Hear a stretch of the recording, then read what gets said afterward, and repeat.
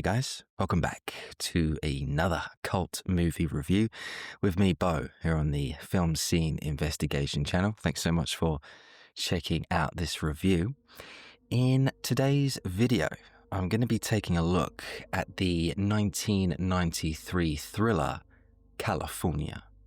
As always, guys, if you haven't already, please do consider subscribing to the channel. All the support is greatly appreciated. So, Kalifornia from 1993 was written by the screenwriter Tim Metcalf and was directed by the filmmaker Dominic Senna.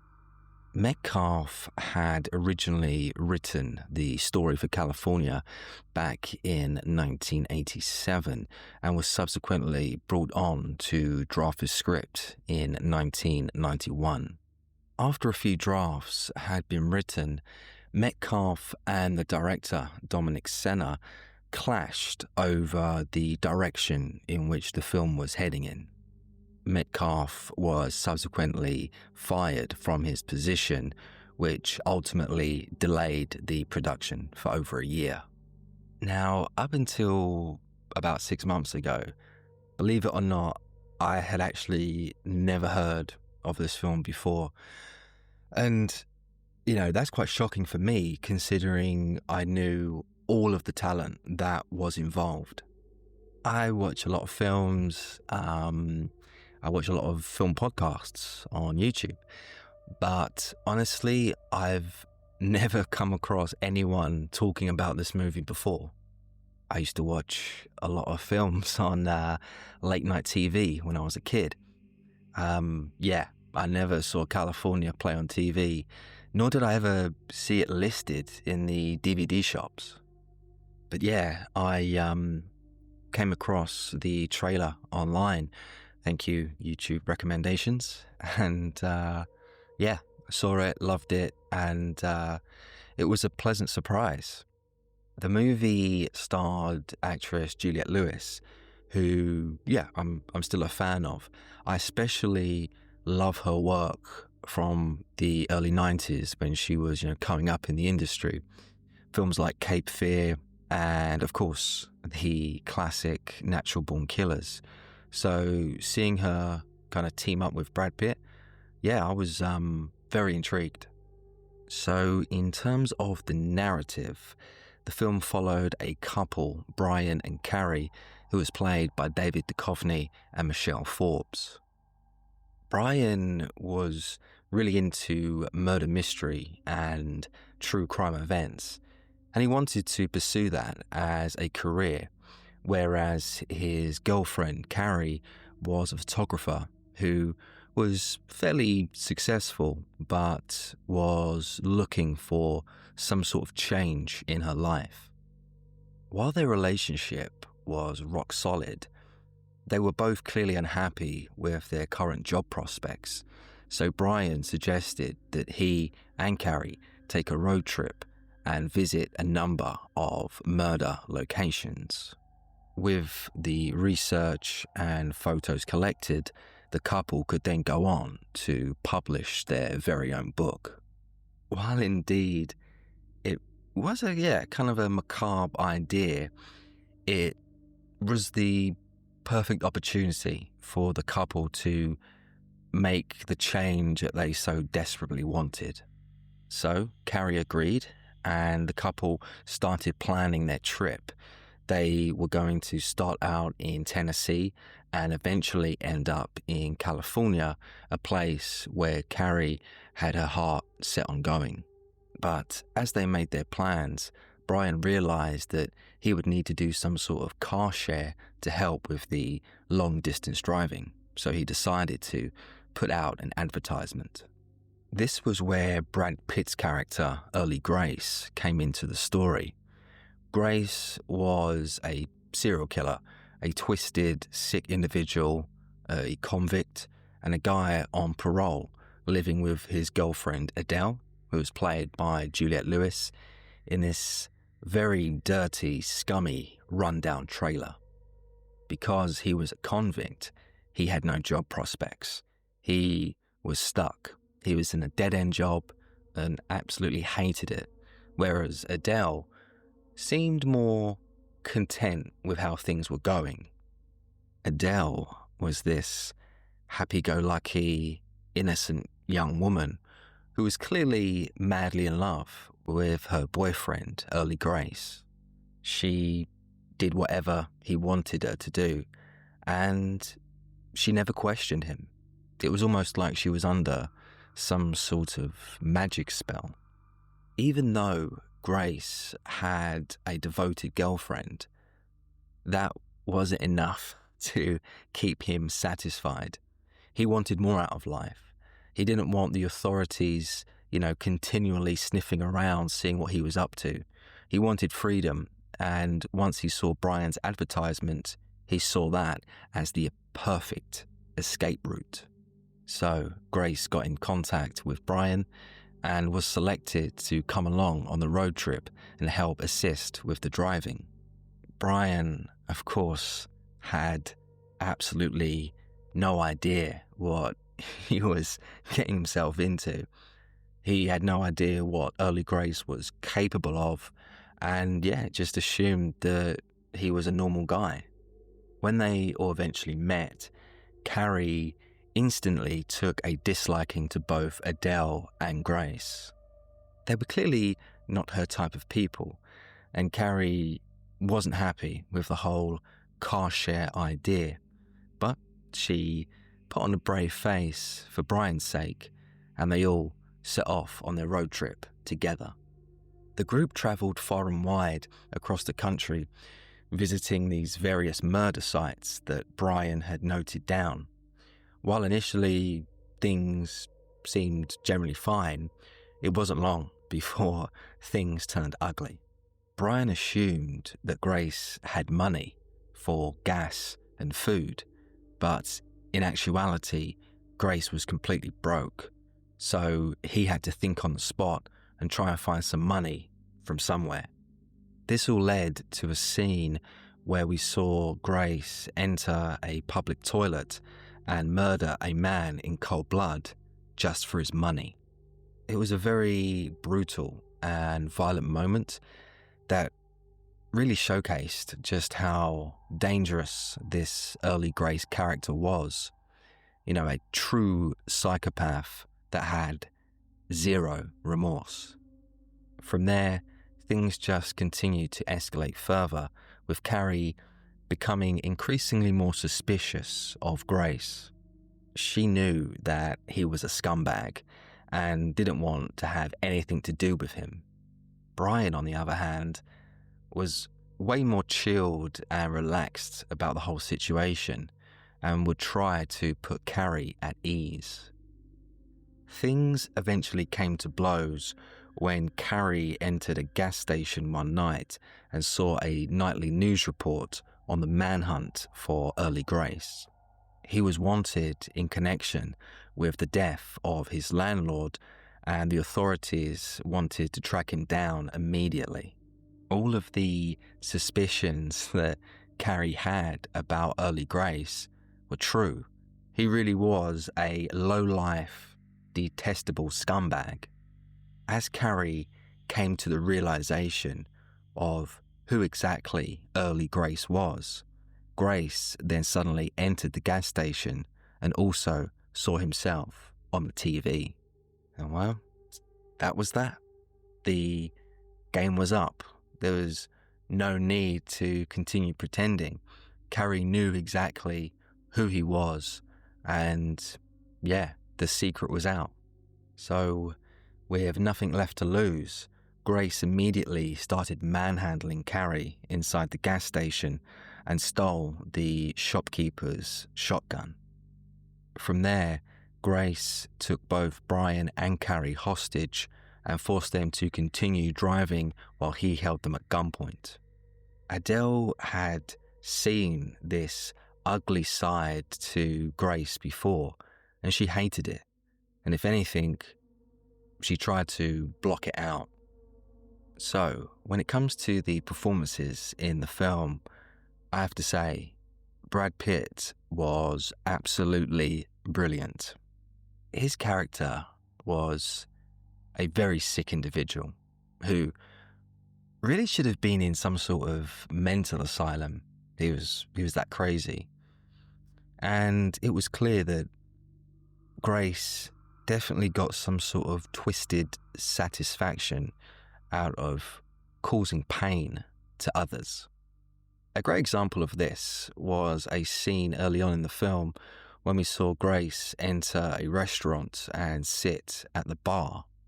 Once he sat down, he saw a cockroach crawling along, but instead of instantly killing it, he flicked it across into a hot frying pan nearby, inflicting a very slow and painful death for the cockroach. Yeah, I'm not the biggest fan of cockroaches, but yeah, there was no need for that. It was just a very scummy and cruel move by a degenerate social outcast. Now, when it comes to Brad Pitt, I've always seen him as, this A-list movie star, Hollywood darling who's always attending these red carpet events. And yeah, he's an actor that I've never really kind of cared about. But hey, credit where credit's due. In California, this typical film star persona that he had was completely lost in his character. After watching California, I think honestly this is one of my favorite Brad Pitt performances. It was that good, and I can't give it enough praise. From everything that I saw on screen, it's clear to me that this performance from Brad Pitt was absolutely Oscar worthy, and I am actually genuinely surprised that Brad Pitt never received an Oscar nomination for this performance. When I see people online discuss Brad Pitt and his career, many people will of course mention films like Seven or Fight Club, but honestly, in my opinion, his performance in California was far better. After watching the movie, taking a few days to kind of gather my thoughts, honestly, I can't believe that more people don't talk about this performance. I mean, it was that good. I really am genuinely shocked that you've got an actor the caliber of Brad Pitt. And yeah, of course, I get it. He starred in some, big budget Hollywood films over the years. Totally understand that. And I guess that's the reason why this movie has been overlooked. But yeah, man, people really shouldn't sleep on this movie, especially for the incredible performance that was on show. And, while I praise Brad Pitt, I also have to give major props to the actress Juliette Lewis, who also delivered an amazing performance as the innocent young woman, Adele. She played the infatuated love interest of Brad Pitt, and at times was very childlike. There was no doubt that Grace was or had been manipulating her for a long time, but she couldn't see it. You see, in Adele's eyes, Grace was perfect, and she felt safe around him. And so no matter what he did, he was always going to be forgiven. Juliette Lewis brought a real sense of innocence to her character and nearly stole every scene she was in. She was a vulnerable young woman who was no real threat to anyone. So to see Adele be killed at the hands of someone that she loved, yeah, it was heartbreaking to see.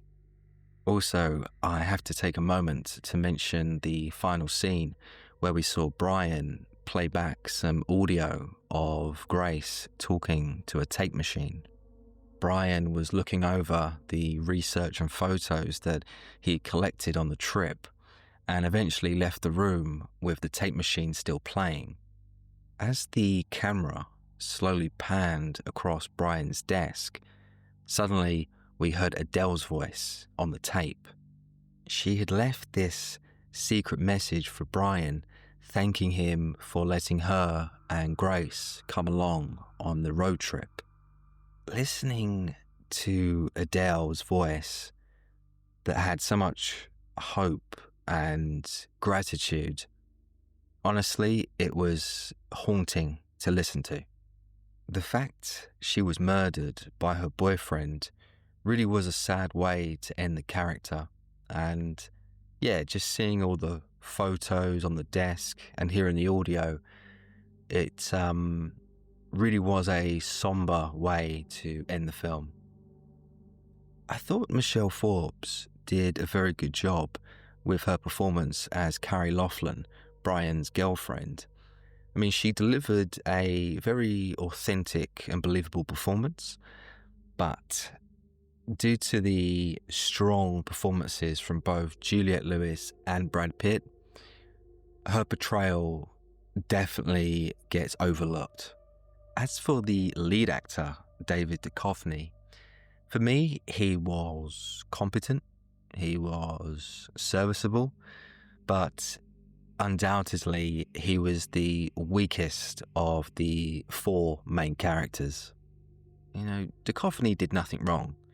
He was completely fine in the role, but yeah, there was just nothing really special about it. He didn't really stand out. He was just kind of there. You know, I'm not trying to throw shade on the guy and be too negative because, yeah, I loved him in The X-Files, a great 90s TV show. And he's definitely got some talent, absolutely. But after watching California and seeing him kind of lost in the shuffle, I can kind of understand why Duchovny never really went on to have an illustrious film career.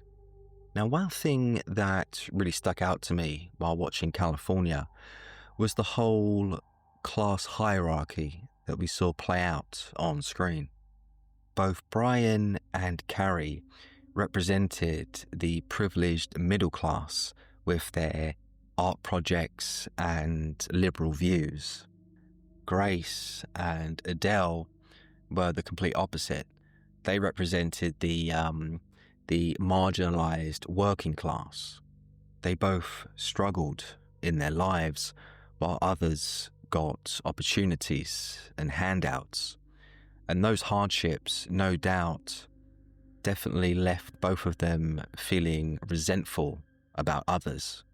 So when the two couples finally met early on in the film, it was very apparent just how different they all were. Whereas differences can sometimes lead to growth and understanding, in this movie, the differing attitudes only led to this growing tension between the working class and the privileged middle class. And that to me was, a very interesting aspect of the film. When it comes to the look of the film, credit has to go to the cinematographer Bojan Bazelli. I really loved those amazing wide shots of the vast desert landscape as the group's car sped past. And with all those establishing shots, it really did kind of conjure up this sense of isolation that the group were going through. Also, the use of the shadowy lighting in certain scenes was very unique and gave the movie this horror-like quality. There were a range of striking visuals that really invoked this sinister mood and atmosphere that perfectly blended with the dark narrative.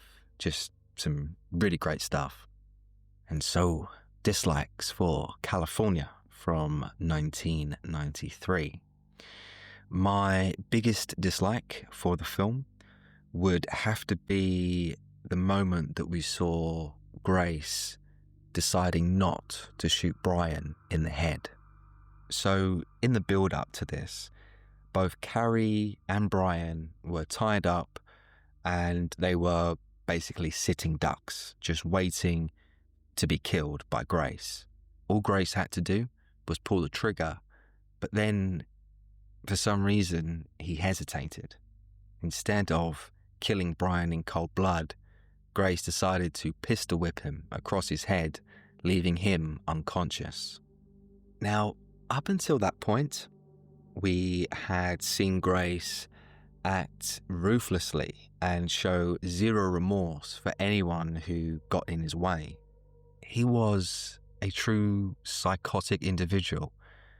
So seeing Grace suddenly pause and show remorse for Brian, it just felt very unrealistic. You know, up until that point, I was invested in this film. I was completely locked in. And yeah, seeing Grace suddenly decide not to kill Brian, it kind of took me out of the movie for a few moments. I just found it very unnecessary. And, you know, I know these movies, they get screen tested and stuff like that. I can't believe nobody kind of raised their hand and said, yeah, that moment there should be cut out, because it contradicted Grace's behavior that we'd seen earlier in the film. It made the crazy psycho villain suddenly seem a bit stupid and, yeah, kind of out of character. So yeah, for me, that was the biggest dislike, and I honestly feel that, you know, the editor should have removed that, or it should have been at least written out of the script. It just didn't work for me. And so, ratings for California from 1993. After much deliberation, I am going to be rating this movie a solid 7 out of 10. You know, if you ask me, California was a very compelling, very character-driven road trip movie that I highly recommend. Absolutely no doubt that this movie is an underrated gem, and yeah, I mean, it showcased Brad Pitt's incredible talents and proved that he was way more than just some Hollywood heartthrob. I mean, if you're a fan of Brad Pitt and you haven't seen this movie of his, absolutely go out and immediately watch it, because yeah, for me, it's one of his absolute best. And I'm still, even now, shocked that people don't rave about this. Maybe they, you know, at the time, back in the early 90s, it was this big deal. But over the years, this movie has just kind of gone on under the radar. And yeah, it's shocking to me. If you have seen California, please let me know your thoughts and memories in the comment section below. It's always great to read your guys' opinions. As for everyone else who hasn't seen this yet, I implore you, definitely, if you've, you know, got a spare few hours this weekend or next, give this movie a watch. It's that good. Generally, I was extremely impressed. And as I said, still very surprised that I'd not heard about this film a lot sooner. And well, that's all from me today, guys. I do hope you have enjoyed this review of California from 1993. I will be back next week once again on the Film Scene Investigation channel. If you haven't already, please do subscribe. And of course, a big thank you to all the subscribers who continually, you know, show support. I really do appreciate it. And well, take care. See you next week.